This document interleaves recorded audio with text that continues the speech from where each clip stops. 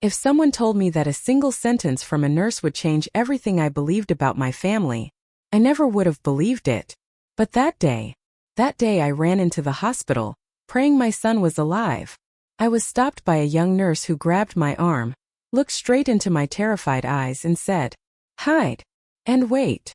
First I thought she was confused, but then I saw who was standing down the hallway, and I froze, because I understood exactly why she said it. My name is Margaret. I'm 68 years old, and this story is the reason I will never trust the same way again. It started on a chilly Tuesday morning.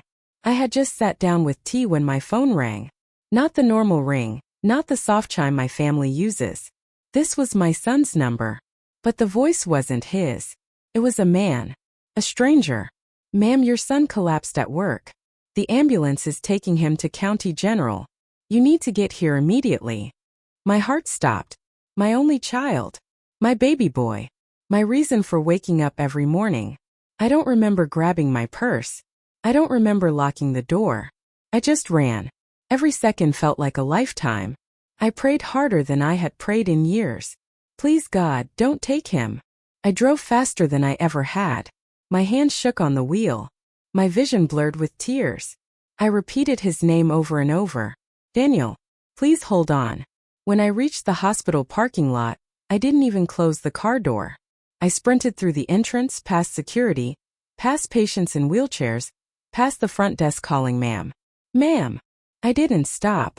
My heart was pounding so hard it felt like it would tear open my chest. I turned the corner toward the emergency hallway, and that's when a nurse stepped in front of me, blocking my way. Short brown hair, blue scrubs, wide frightened eyes. She grabbed my wrist with surprising strength. "Are you Daniel's mother?" she whispered. Yes, what happened? Is he alive? Please tell me." "Ma'am," she said, squeezing my arm, "you need to hide. And wait. Now." I stared at her in confusion. "Hide? Why would I hide? Where is my son?" I demanded. "Why can't I go to him?" She swallowed hard and glanced over her shoulder. And then I saw them. Down the hallway. 2 police officers. And right between them, my daughter-in-law. Her face cold. Blank. Unbothered. Not crying. Not shaking. Just standing there. Talking to the officers like this was an ordinary day. And in that moment, something inside me snapped. The nurse whispered urgently, "Ma'am, if she sees you, everything will get worse. You need to step back. Please. It's for your safety." My safety? From my daughter-in-law? My heart pounded harder. That's when I knew. Something terrible, something big, was happening. The waiting room of fear. The nurse gently pushed me into a side waiting room. A small space with cheap plastic chairs, a vending machine humming in the corner, and a window overlooking the hallway. "Please stay here," she whispered. "I'll come get you when it's safe." Safe? What danger was I in? I pressed my face to the small window. My daughter-in-law, Kara, stood with her arms crossed, her expression angry and annoyed. Not a single sign of worry for her husband. She kept pointing down the hallway, raising her voice. The officers tried calming her, but she kept arguing. I felt sick. Why wasn't she asking about my son? Why wasn't she crying? Why wasn't she begging for updates? Something was horribly wrong. The nurse slipped back into the room quietly. "Are you okay?" she asked. "No," I whispered. "Please tell me the truth. Why did you stop me? Why are the police here?" She hesitated. Then she said, "There was an incident before your son collapsed." My blood ran cold. "What incident?" She looked down. "It involved his wife." My mouth went dry. "Kara? What did she do?" The nurse exhaled slowly. "Your son was brought in with head trauma. The paramedics reported a domestic dispute and signs of struggle." My vision spun. Domestic dispute? Head trauma? My son? The nurse continued. "He lost consciousness before he could explain anything." I covered my mouth, choking back a sob. "Oh God, my boy." Suddenly, raised voices echoed from the hallway. I looked through the window. Kara was yelling at the officers now, waving her hands dramatically. The officers remained calm, but she kept shouting words I could barely make out. "Not my fault. He started it. He's lying. Lying. He was unconscious. What was she talking about?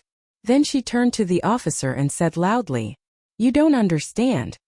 He was going to tell his mother everything. She's the problem. She caused all this. Me? She blamed me?" The nurse grabbed my arm again, pulling me away from the window. "Don't let her see you," she said. "It'll escalate things." Escalate how?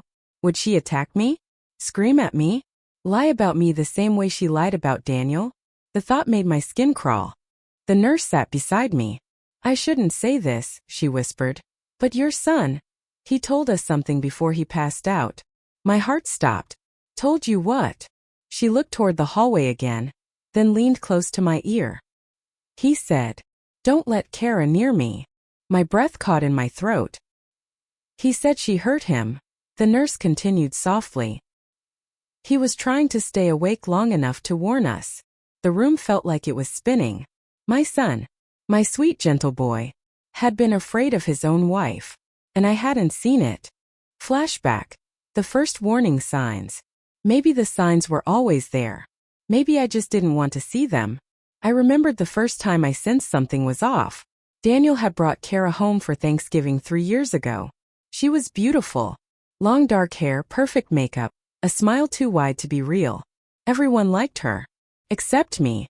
Something in her eyes. Something cold. Something calculating. But my son loved her. And that was enough for me. Or so I thought. Over the years, Daniel visited me less. He stopped calling as often. He always seemed nervous when Kara was around, like he was afraid to say the wrong thing. I asked him once, "Sweetheart, are you happy?" He smiled a small, sad smile and said, "Yeah, Mom. You know how relationships are." But his eyes told the real story. I should have pushed harder. I should have asked more. I should have protected him. But I didn't. Now he was lying in a hospital bed with head trauma. Back to the present, the police approach. A knock on the waiting room door snapped me back. 2 officers walked in. "Ma'am, are you Daniel's mother?" the taller one asked. "Yes," I whispered. "Please, is he alive?"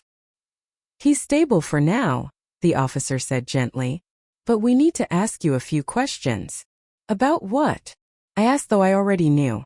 "About his wife," the officer replied. My heart tightened. Is she under arrest?" "Not yet," he said. "We're investigating." He sat across from me. "Ma'am, did your son ever mention problems at home?" I hesitated, then nodded. "Not directly," I admitted. "But I felt it. I saw it in his eyes." The second officer scribbled notes. "Did you ever see signs of physical abuse?" "No, but emotional." I swallowed. "Plenty." The officers glanced at each other. "His injuries are consistent with a blunt object," the tall officer said carefully. "We need to know if there's any history of violence." I felt my stomach twist. Violence? My son was the gentlest soul alive. "Kara," I whispered. "Kara has a temper." The officers nodded as if they already knew. Suddenly, from the hallway, "Let me see my husband." Kara's voice. Screaming. The officers rushed out. I followed to the window again. She was trying to push past the nurses, her face twisted with rage. "Ma'am, you need to calm down," a nurse pleaded. "Let me through," she shrieked. "He needs me." One officer blocked her path. "Kara, please step back." But she shoved him. Hard enough that he stumbled. Everyone froze. And in that moment, as she stood there panting, shaking with anger, her eyes locked with mine through the window. Pure hatred. Pure venom. Like she wanted to hurt me. The nurse pulled the blinds closed immediately. "Stay away from the door," she whispered. "What is she doing?" I asked, trembling. The nurse lowered her voice. "She doesn't want us talking to your son." After what felt like hours, a doctor entered the waiting room. He was tall, calm, compassionate. "Mrs. Green?" he asked gently. "Yes," I said, standing quickly. "Is my son okay?" "He's in surgery now," the doctor explained. "There was internal bleeding. We're doing everything we can." I felt my knees weaken. The doctor put a hand on my shoulder. "He did something unusual before we put him under," the doctor said softly. He grabbed my wrist and whispered, "Don't let Kara in." My heart cracked. The doctor continued. He also said something about a bank account and a secret. A secret? I whispered. The doctor nodded. He said, "Tell my mother. She'll know." I staggered back, gripping the chair behind me. What secret? What was he trying to tell me? What did he want me to uncover? The young nurse from earlier re-entered. "Ma'am," she said quietly, "I didn't tell you everything." My breath caught. "There's a reason I told you to hide." She looked around to make sure no one was listening. Then she whispered, "Kara didn't come here alone." I frowned. "What do you mean?" "She came with a man." "A man?" I repeated. "Who?" The nurse swallowed nervously. "A man she called her baby." My world shattered. "My son's wife brought another man to the hospital?" The nurse continued. "They were arguing in the parking lot before she came inside. She told him, 'Don't worry, once he's gone, everything will be ours.'" I covered my mouth in horror. "Gone? Everything? Ours?" The nurse touched my arm. "Ma'am, I think your son was in danger long before today. The police take action." Suddenly, the officers rushed back inside. "Kara has been detained," one announced, "for assaulting an officer and interfering with medical staff." The other officer added, "And we have reason to believe she may be connected to your son's injuries." I felt an overwhelming mix of relief and terror. "What about the man she was with?" I asked quickly. "We're looking for him," the officer replied. "Security is reviewing footage now." The nurse guided me back into a chair. "You're safe," she murmured. But I didn't feel safe. Not yet. Not until I knew the whole truth. The security footage. 20 minutes later, a security guard entered the waiting room holding a tablet. "We need you to confirm something," he said. He played the footage. It showed Kara in the parking lot, standing inches from a tall man wearing a hoodie, her face twisted with anger, her hands waving wildly. The audio wasn't perfect, but the guard boosted it. Kara's voice echoed through the speakers. "I told you. He found the bank statements. If he tells his mother, we're done." My chest tightened. The man responded, "Then you should have hit him harder." I gasped. "Hit him? Harder?" Kara shoved the man angrily. "You told me it would look like an accident." He grabbed her arm. "And it would have if you didn't panic." My stomach twisted violently. My son, my sweet boy, was attacked. And they were plotting together. The moment I break down, I couldn't breathe. I couldn't think. The room spun as I collapsed into a chair, sobbing. The nurse knelt in front of me. "Mrs. Green, listen to me," she whispered. "Your son fought to stay conscious because he wanted to protect you." Her words broke me even harder. "I didn't protect him," I cried. "I didn't see it. I didn't stop it. I should have." "No," she said firmly. "The blame is not yours." But guilt swallowed me whole. The doctor returns. Final news. Another hour passed. Finally, the doctor came back. Everyone stood. He removed his mask. "Mrs. Green," he said softly, "your son made it through surgery." I burst into tears. "But," the doctor continued, "he's still unconscious. We won't know the full extent of the damage until he wakes up." I nodded shakily. "Can I see him?" I whispered. "Yes," the doctor said. "Just you." Relief washed over me. Finally I could see my baby. The room where truth lies.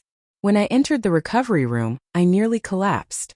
Daniel lay there, pale, bandaged, connected to tubes and monitors. I held his hand, whispering, "I'm here, sweetheart. Mom is here. You're safe."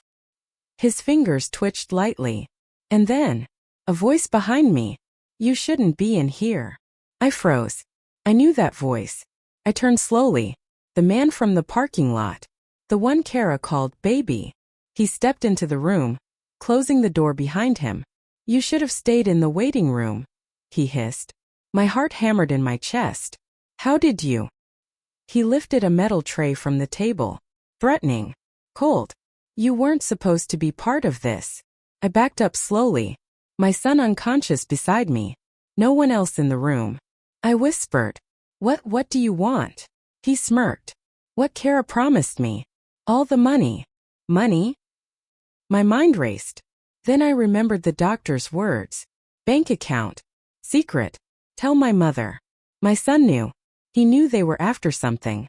The man stepped closer. You old people live too long, he sneered.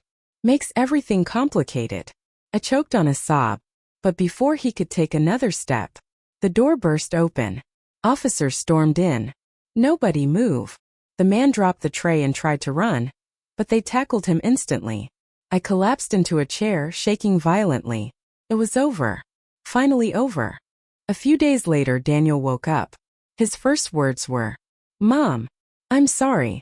I held his hand. You did nothing wrong. He whispered. I tried to leave her.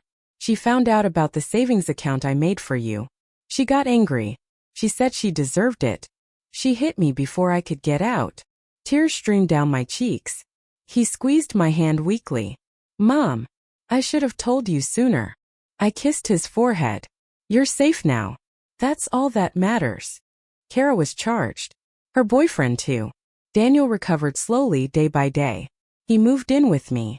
We rebuilt his life together.